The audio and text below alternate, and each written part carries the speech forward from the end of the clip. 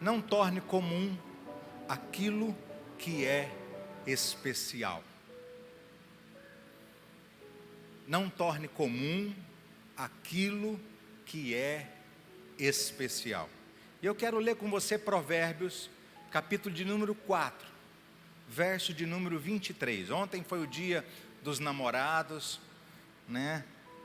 E foi um dia especial para muitas pessoas. E eu quero falar sobre isso hoje. Sobre tudo que se deve guardar, guarda o teu coração, porque dele procedem as fontes da vida. Vou dizer novamente: sobre tudo que se deve guardar, guarda o teu coração, porque é dele, é do coração. E quando a Bíblia está falando do coração, ela está falando da alma. Em muitos textos está falando da alma, porque é dela ou dele que procedem as fontes da vida. Então olhe para mim e preste muita atenção, eu não vou demorar nessa mensagem. No coração está a fonte da vida e também está a fonte da morte. É nele, dentro dele, que nós decidimos todas as coisas das nossas vidas. Decidimos com quem ficamos, onde irmos, onde estarmos, com quem andarmos, o que comprar, o que vender. O nosso coração decide praticamente tudo, com exceção as decisões que você toma no piloto automático. Quais são as decisões que você toma no piloto automático? Você toma em média 2.000 decisões por dia em piloto automático. Vou te dar só uma ou duas bem simples. Quando você levanta, a primeira coisa que você se lembra é de escovar os dentes. Não é algo que você decide, é uma decisão no piloto automático.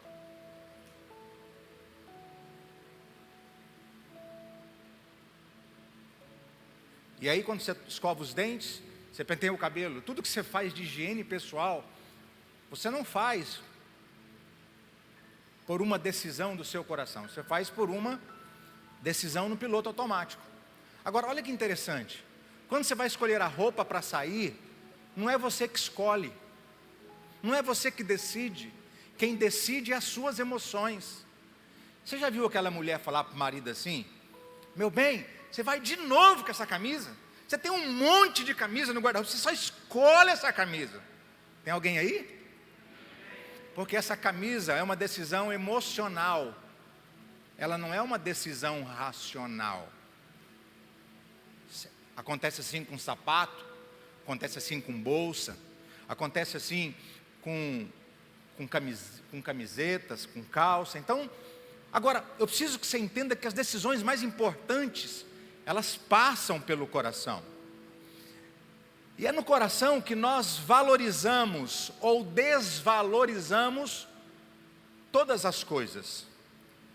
Todas as coisas. Inclusive a nós mesmos. Tem muita gente que não se valoriza. Tem muita gente que não valoriza a si mesmo. Tem muita gente que perdeu o amor próprio. E onde ele decidiu isso? Ele decidiu isso nas suas emoções, no seu coração. O profeta Jeremias, lá em Jeremias 29, ele vem nos ensinando uma coisa, dizendo: olha, toma cuidado com o seu coração, toma cuidado com ele, porque o coração é enganoso, mais do que todas as coisas. Quem o conhecerá? Quem conhecerá? Quando o profeta Samuel foi ungir a Davi, ele olhou para a circunstância, ele olhou para aquilo que é natural, porém Deus diz para ele: olha, Samuel, não é nenhum desses. Talvez você está olhando pelo porte físico, talvez você está olhando pela beleza, mas eu, o Senhor, eu observo e olho o coração. Tem muita gente que não recebe nada de Deus, sabe por quê? Porque por fora é muito bonito, mas por dentro é um sepulcro caiado, seu coração está longe.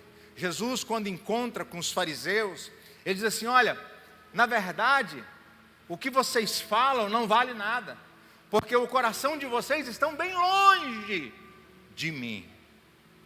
Tem gente que tirou o coração do casamento, tem gente que tirou o coração da esposa, tem gente que tirou o coração do emprego. E quando nós tiramos o coração das coisas, irmãos, nada mais do que se faça nos faz voltar atrás. É interessante quando você pega birra no coração do patrão ou da empresa que você trabalha, e aí quando você tira o coração, não adianta, ele pode te dar um aumento de salário, ele pode te prometer um monte de coisas. Você não fica, sabe por quê? Porque você já decidiu. Agora, eu preciso ministrar para você e dizer que tem muitas coisas nas nossas vidas que são especiais. Tem muitas coisas na nossa vida que são de extrema importância. E essas coisas especiais que Deus coloca, que Deus faz, que acontece nas nossas vidas, por causa de uma atitude do coração, nós acabamos tornando essas coisas comuns. E tudo aquilo que é comum perde o valor. Tudo aquilo que é comum perde o valor.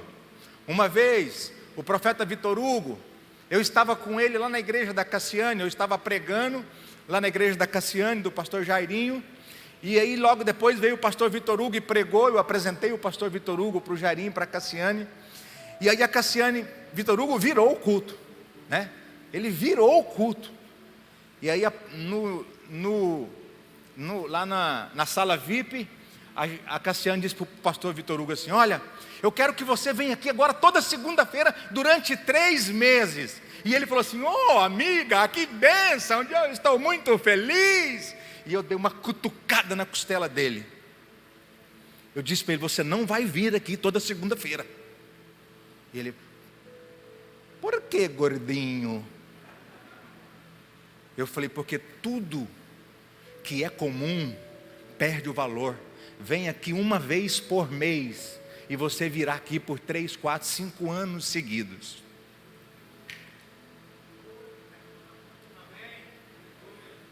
E aí ele disse assim: ih, gordinho, você é muito inteligente, né? Porque tudo que é comum perde o valor. Eu quero te ensinar algumas coisas que você não deve tornar comum na sua vida. Coisas que são especiais, mas que não devem ser comuns. E a primeira dela: não torne comum a presença de Deus na sua vida. Vamos dizer juntos? Diga: eu não vou tornar a presença de Deus comum na minha vida. Eu quero ler Levítico, capítulo de número 10, verso 1 e 2. Levítico, capítulo 10, verso de número 1 e 2, que diz assim: e os filhos de Arão, Nadab e Abiú, tomaram cada um seu incensário e puseram neles fogo, e colocaram incenso sobre ele, e ofereceram fogo estranho perante o Senhor, o que não lhes ordenara. Então saiu fogo de diante do Senhor, e os consumiu, e morreram perante o Senhor. Sabe, Nadab e Abiú tornaram a presença de Deus algo comum. Eles eram sacerdotes no templo, eles ofereciam incenso. Sabe o que eles pensaram? Ah, deixa para lá, não vamos pegar brasa do altar hoje não, para acender o incenso. Vamos pegar brasas nossas mesmo, vamos acender o incensário e vamos oferecer. Tornando comum a presença de Deus, tornando comum a Shekinah de Deus, a fumaça, a glória de Deus. Tornando comum algo que é tão sério, que é tão importante, que é tão vital para mim e para você. A presença de Deus. Eu quero dizer para você que altar não é lugar de pirotecnia, de shows particulares, lugar de se ministrar de qualquer jeito, não se toca de qualquer jeito, não se ministra de qualquer jeito. Não se serve ao Senhor de qualquer jeito. A Bíblia diz: maldito aquele que faz a obra do Senhor relaxadamente. Maldito é aquele que tem que tirar a música em casa e não tira, e na hora do ensaio tem que aprender as notas. Maldito é aquele que não se prepara em casa para pregar uma palavra decente, aquilo que Deus quer que ministra. Maldito é aquele que está na escala e não cumpre. Nós não podemos tornar a presença de Deus algo comum. E quando nós tornamos a presença de Deus algo comum, pastor, quando nós viemos à igreja simplesmente por vir, e o louvor está correndo, e você está assim, ó. 1, 2, 3, 4, 5, 6, 7. Ih, está faltando um move aqui, ó. Era 5, cadê o que estava lá? E a presença de Deus, a unção de Deus sendo derramada, e você alheio. Deus quer ministrar sobre a sua vida nesses dias. Deus quer ministrar sobre a sua casa nesses dias. Deus quer ativar o fogo do seu coração. Deus quer acender a chama da sua vida. Pastor, o que eu preciso fazer? Na hora do louvor, levante a sua mão, adore ao Senhor, feche seus olhos, ore, entre em comunhão com o Espírito. Não torne comum aquilo que é especial para mim e para você. Quando você se levantar, diga: bom dia, Espírito Santo, obrigado por mais um dia, que o Senhor me abençoe nesse dia, que o Senhor me guarde, que o Senhor me livre.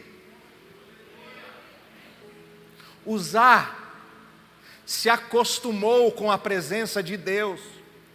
A Bíblia diz que a arca da aliança, ela ficou na casa de Obed-Edom, quando Davi está trazendo ela do arraial dos filisteus.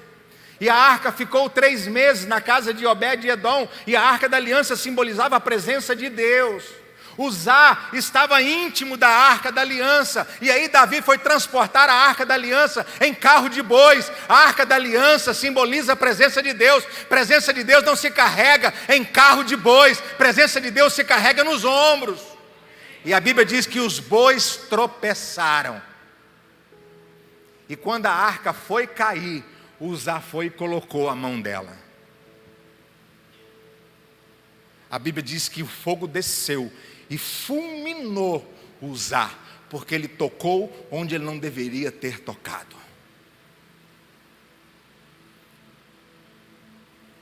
Sabe, querido, eu estou aqui para dizer para você nesta noite: entenda qual é a diferença do que é vil e do que é santo. Entenda a importância da presença de Deus na sua vida. Entenda que o culto desta noite não é para você. Se você disser assim, ó, o culto foi ruim, glória a Deus, ele não foi para você. Você veio ao culto para adorar aquele que vive e reina para sempre. Então, o culto é de adoração a Deus, o culto é para Deus. Nós precisamos distinguir o que é santo e o que é profano. Nós precisamos distinguir, meu querido, meu irmão, aquilo que é e aquilo que não é a presença de Deus. E eu posso te dizer uma coisa: se Jesus voltasse hoje, eu lhe pergunto, esse culto foi o melhor culto de adoração que você pôde oferecer a Ele nessa noite? Esse culto foi o melhor? A sua adoração foi a melhor? Você disse glória a Deus, você disse aleluia, você disse obrigado, Jesus, porque eu posso comer do pão e beber do cálice, porque o Senhor morreu na cruz do Calvário. A sua oferta foi a melhor? Porque nós precisamos dar o nosso melhor. Nós precisamos dar o nosso melhor.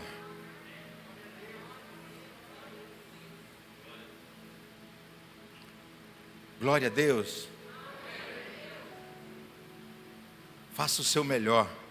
Adore, cante, oferte, porque certamente, como vive o Senhor, que Ele está neste lugar.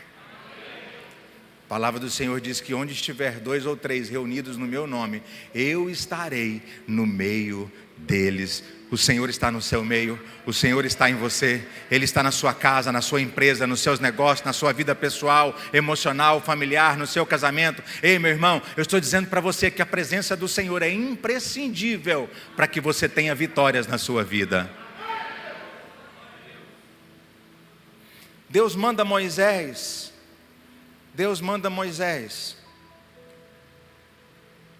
ir com o povo. Vai, Moisés, vai embora, pode ir. Moisés vira e diz para Deus: se a tua presença não for comigo, eu não irei. Eu não irei. Sabe, Nadab e Abiú ofereceram fogo estranho, fogo que não vinha do altar de Deus, fogo que não foi tirado das brasas do altar de Deus, e morreram. Nadab e Abiú morreram, Uzá morreu. Ah, pastor, mas isso é no Velho Testamento. É verdade, mas na graça, aonde?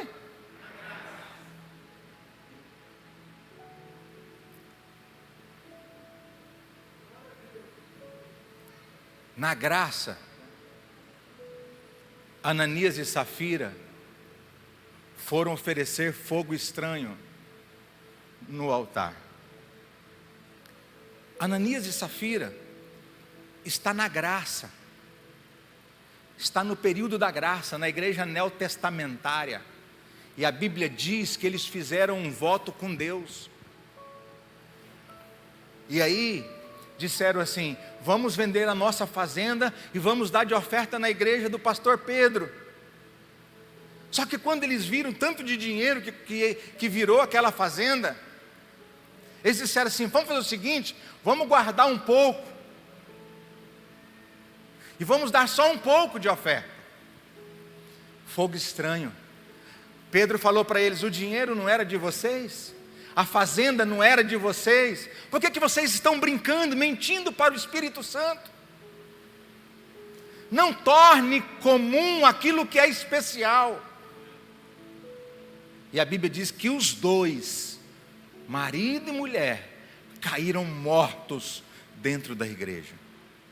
Meu irmão, e eu encerro esse tópico dizendo que tornar comum a presença de Deus, a manifestação da graça de Deus nas nossas vidas, é trazermos para nós morte espiritual.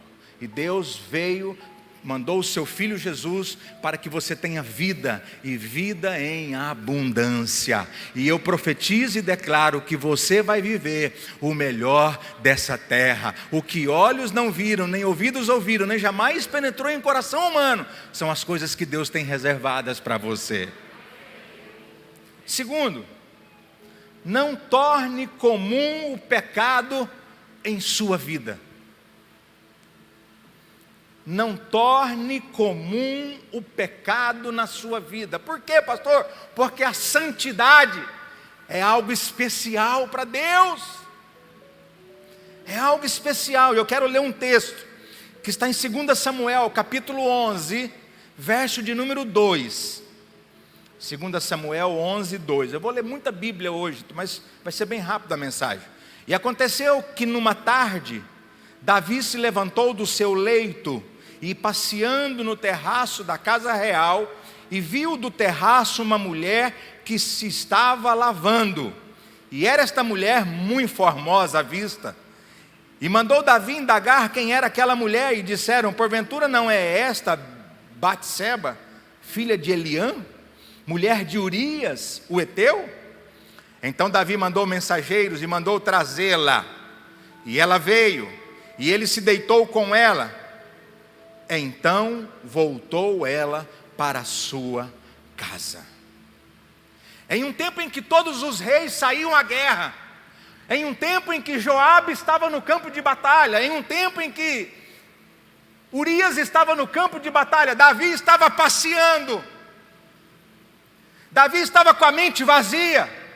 Davi estava sem o que fazer. Davi deveria estar lá. Mas agora ele está passeando em tempos de guerra. O pecado é assim. Ele procura quem está desocupado, ele procura quem está com a mente vazia, ele procura quem não tem nada para fazer. Mente vazia é oficina do diabo. Isso não é um versículo bíblico. Isso é um ditado popular. Reflete uma visão de mundo em que o ócio é visto como ameaçador da moral. Ele avista Betseba, manda trazê-la, sabendo ele que ela era mulher de um comandante da sua guarda. A Bíblia diz que ele tem relações extraconjugal com ela, a engravida, manda matar o seu marido e a torna sua esposa. Deus não se agrada da sua atitude, porque Deus não ama o pecado. A Bíblia diz que o salário do pecado é a morte, mas o dom gratuito de Deus é a vida eterna. Deus não se agrada da atitude de Davi, e sabe, querido, e nem daqueles que fazem do pecado uma forma de diversão e de entretenimento. Tem muita gente brincando com o pecado, tem muita gente fazendo do pecado algo comum, tem muita gente brincando de mentira, tem muita gente brincando de trair a esposa, tem muita gente brincando de trair o esposo, tem muita gente brincando de dar calote, de comprar e não pagar. Tem muita gente fofocando, tem muita gente fazendo das paixões carnais a sua diversão, o seu entretenimento. E Deus não se agrada disso, querido. Por quê? Porque para Deus o que é especial é a santidade. É a santidade. Ele diz: sede santos, porque eu sou santo. Pena que ele não falou seja corintiano, porque eu sou corintiano. Mas ele diz: sede santos, sede santos, sede santos, sede santos, sede santos, porque eu sou santo. Ele manda o profeta Natã na sua casa, e na época o profeta era um tipo de consciência moral e espiritual do rei. E eu quero ler o texto, é longo, mas eu quero ler. 2 Samuel 12, verso de número 1. Se puder projetar aí, 2 Samuel 12, a partir do verso 1, diz assim, preste atenção. E o Senhor enviou Natã a Davi, e apressando-se ele a Davi, disse-lhe: havia numa cidade 2 homens, um rico e outro pobre. O rico possuía muitíssimas ovelhas e vacas, mas o pobre não tinha coisa nenhuma, senão uma pequena cordeira que comprara e criara. E ela tinha crescido com ele e com seus filhos. Do seu bocado comia e do seu corpo bebia e dormia em seu regaço, e a tinha como filha. E vindo um viajante ao homem rico, deixou este de tomar das suas ovelhas e das suas vacas para assar para o viajante que viera a ele. E tomou a cordeira do homem pobre e a preparou para o homem que viera a ele. Então o furor de Davi se acendeu em grande maneira contra aquele homem e disse a Natã: vive o Senhor, que digno de morte é o homem que fez isso.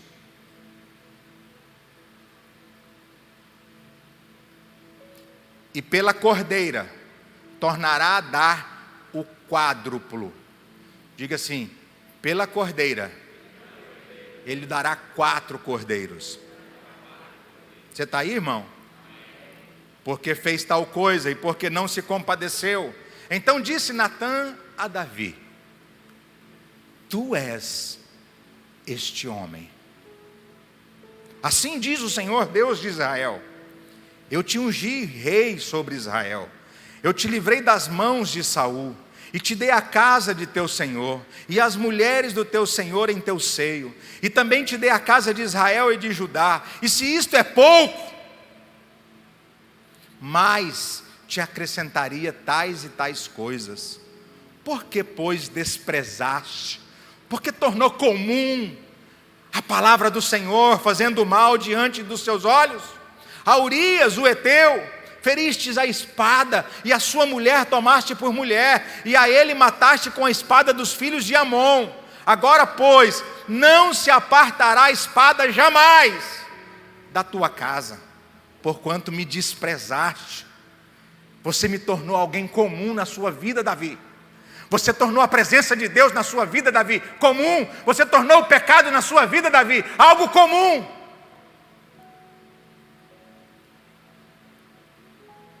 E tomaste a mulher de Urias, o heteu, para ser tua mulher. Assim diz o Senhor: eis que suscitarei da tua própria casa o mal sobre ti, e tomarei tuas mulheres perante os teus olhos, e as darei ao teu próximo, a qual se deitará com as tuas mulheres perante este sol, porque tu o fizestes em oculto, mas eu farei este negócio perante todo Israel e perante o sol. Fala comigo assim, ó, toma. Diga para o seu irmão, não brinca com o pecado. Sabe o que aconteceu com Davi? Davi estava com a consciência morta. Davi estava com a sua consciência morta. Por Urias, ele matou e da própria boca disse de quem fizera isso. Deveria restituir 4 vezes. Davi tem vários filhos. Absalão mata Aminon por estuprar sua irmã Tamar. E logo depois, Absalão toma o trono de Davi, pega as 12 esposas e as suas 10 concubinas, concubinas é amantes. Absalão pega as 12 esposas de Davi, as 10 amantes, e tem relações sexuais com elas no terraço do palácio para todo Israel ver.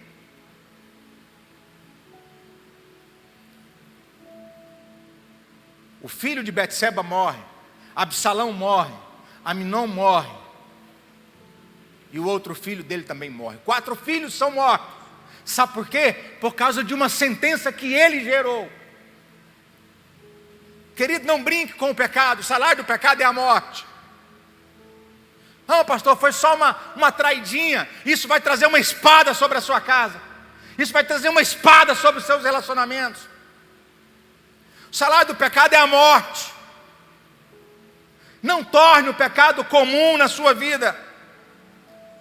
Deus perdoa Davi, ele é um grande rei, mas ele é um péssimo pai, ele é um péssimo esposo. Os seus filhos, a sua casa tudo bagunçada, e a espada jamais se apartou da sua casa. Um forte rei, mas um fraco e derrotado chefe de família. Por quê? Porque ignorou as consequências dos seus atos e tornou o pecado algo comum em sua vida. Não torne o pecado comum em sua vida. A santidade de Deus é especial para que você viva o melhor de Deus para a sua casa. Terceiro, não torne comum a unção que Deus colocou sobre a sua vida. Não torne comum a unção que Deus colocou sobre a sua vida. A Bíblia diz em Juízes 16:20, e disse ela: os filisteus vêm sobre ti, Sansão. Tendo ele despertado do seu sono, disse consigo mesmo: sairei ainda esta vez como dantes e me livrarei. Ponto, ou vírgula. Ponto. Sairei esta vez como antes e me sacudirei, ou seja, e me livrarei dos filisteus. Ponto. Fala comigo, ponto. Porque ele não sabia que já o Senhor se tinha se retirado dele. Sansão foi consagrado desde o ventre da sua mãe com um propósito, qual? Livrar Israel da mão dos filisteus. E o que Sansão faz agora? Ele vai deitar, ele vai ter relações sexuais, ele vai tomar uma mulher filisteia. Ele vai no arraial do inimigo e toma uma mulher para ser mulher para ele, Dalila. E Dalila diz para ele: Sansão, me dá o seu coração, fala para mim onde está a tua unção, fala para mim onde está a tua força, fala para mim, Sansão, como que você é tão forte? Ele diz: se você amarrar minhas pernas, eu fico fraco. Ela amarra as pernas, os filisteus vêm, ele quebra tudo e destrói os filisteus. Você mentiu para mim, Sansão. Se você amarrar minha mão, e aí amarra a mão de Sansão, e aí ela grita: os filisteus. Sansão se arrebenta e bate e arrebenta com os filisteus. Mas uma hora, Dalila diz: os filisteus, Sansão.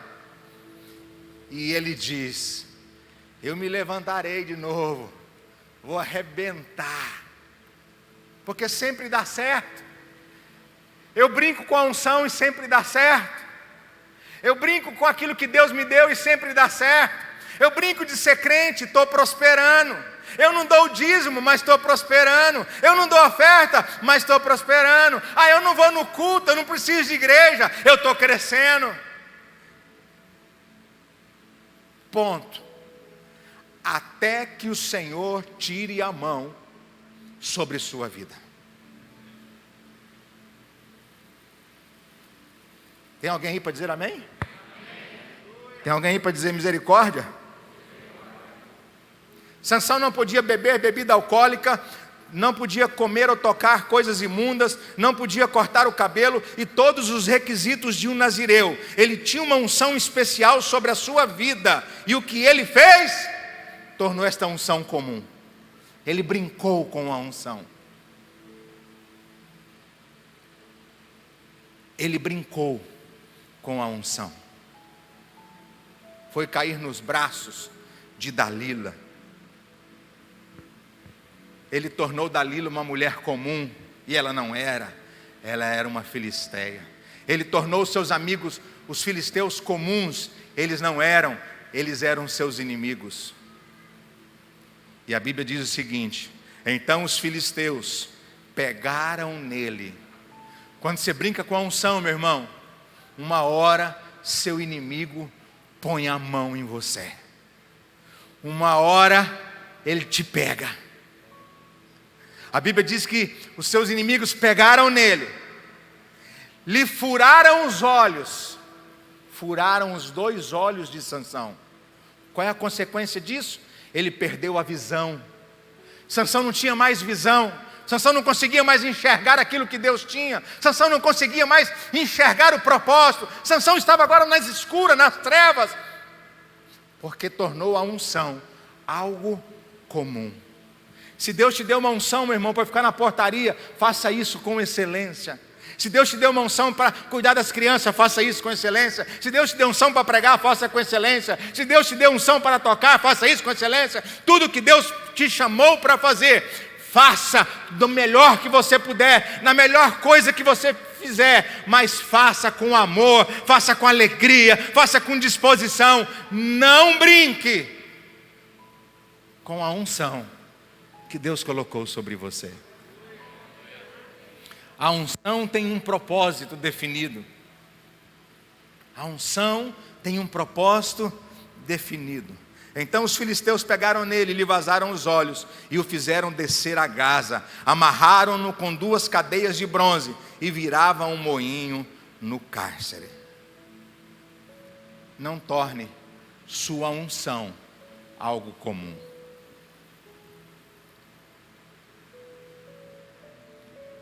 Não torne. Você não foi chamado por Deus para nada. Você foi chamado por Deus com uma unção específica. Jesus diz assim, eu vou para o Pai, mas eu enviarei para vocês o Espírito Santo, o Consolador. Ele estará convosco todos os dias até a consumação do século. Vocês receberão poder ao descer sobre vós o Espírito Santo, e vocês serão minhas testemunhas em Jerusalém, Judeia, Samaria e até os confins da terra. Ei, meu irmão, minha irmã, você tem uma unção específica. Deus te chamou para algo, Deus te chamou para coisas grandes. Não fique parado, não fique sentado, não fique observando. Cumpra aquilo que Deus te chamou, faça com excelência aquilo que Deus te chamou para fazer. E por último, não torne comum as pessoas especiais que Deus colocou em sua vida para te abençoar. Vou dizer novamente, não torne comum pessoas especiais que Deus colocou em sua vida para te abençoar. A Bíblia diz em Mateus capítulo 13, verso de número 55. Olha o que o pessoal de Nazaré diz. Não é este o filho do carpinteiro? Não se chama sua mãe Maria e seus irmãos Tiago, José, Simão e Judas? Para quem diz que Maria continua virgem, aqui está os irmãos de Jesus, tá?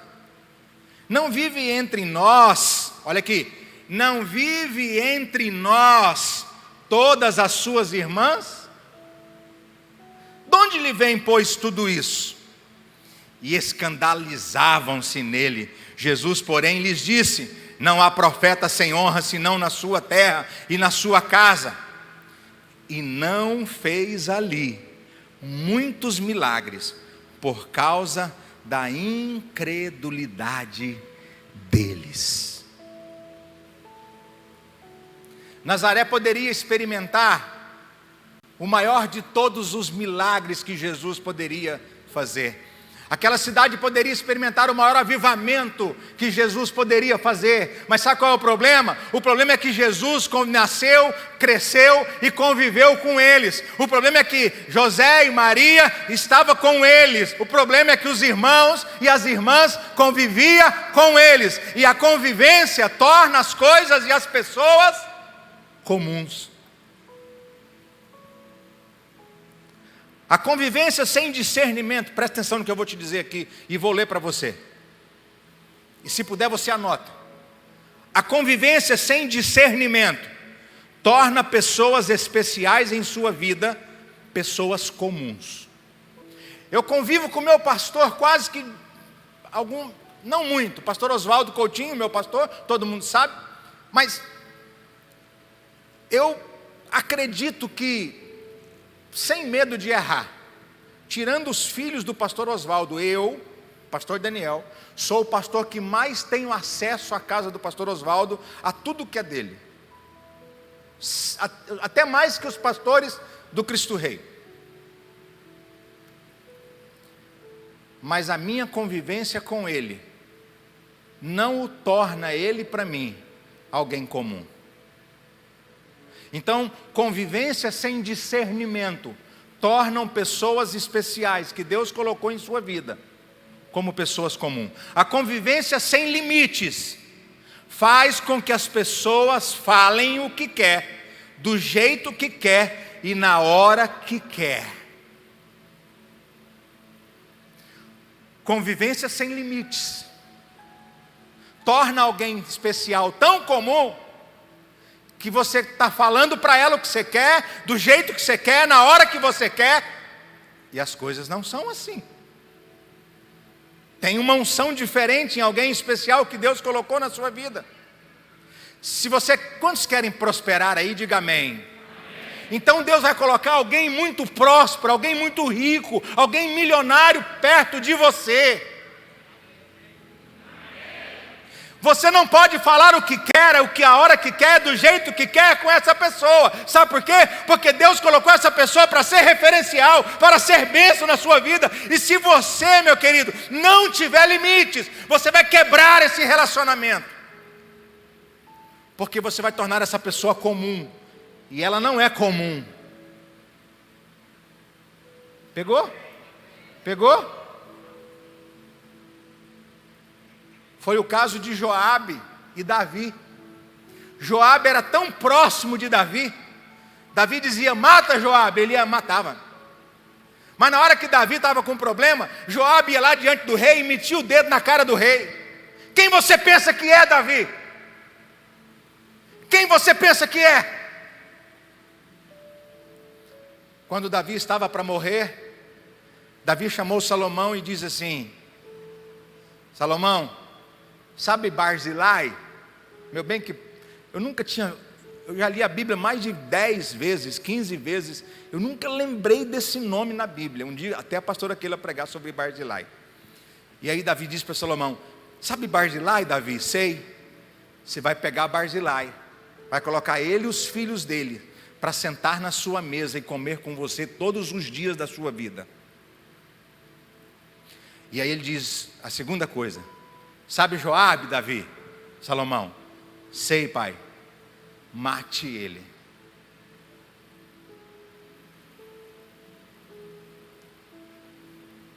Mate.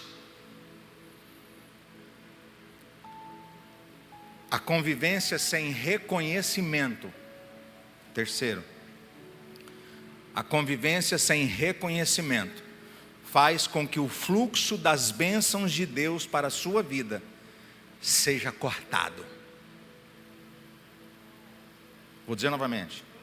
A convivência sem reconhecimento faz com que o fluxo das bênçãos de Deus sobre a sua vida sejam cortados. Deixa eu dizer algo para você. Se você não admira mais, se você não reconhece mais, se a pessoa que Deus colocou para abençoar a sua vida não te inspira mais, certamente o que Deus tem para a sua vida não virá mais através dessa pessoa. Tem alguém aí?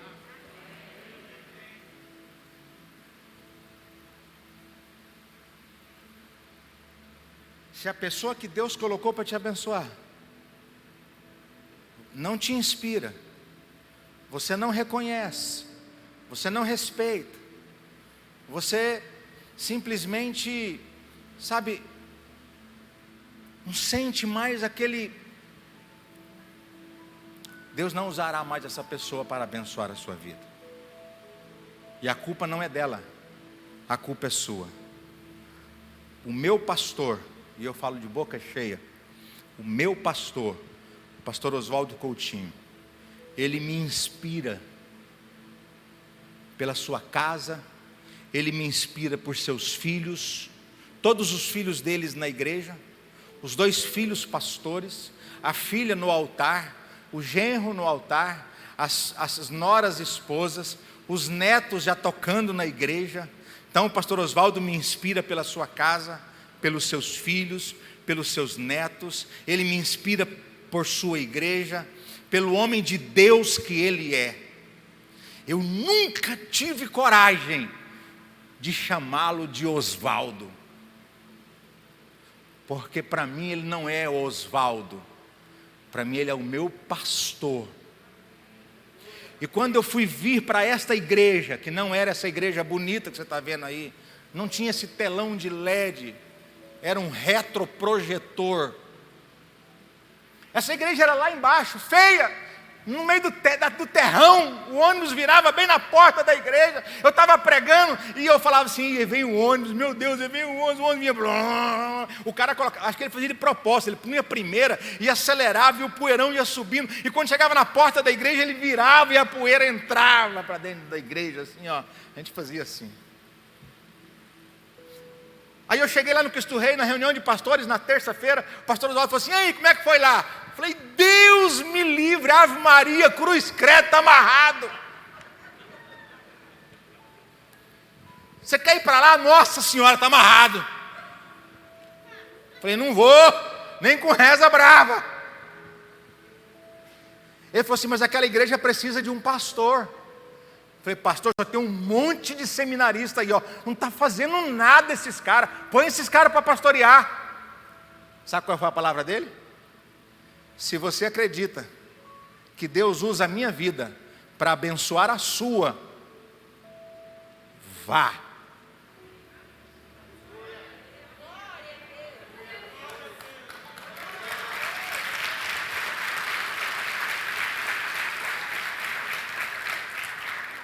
Vai, eu te vou lá dar posse para você. Já tem 15 anos, até hoje ele não deu posse aqui.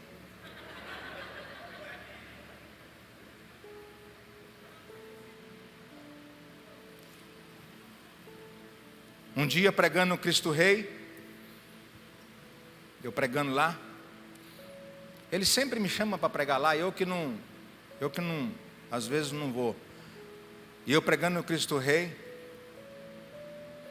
depois que eu terminei de pregar, ele pegou o microfone e disse assim: Pastor Daniel é um dos poucos pastores que me honra.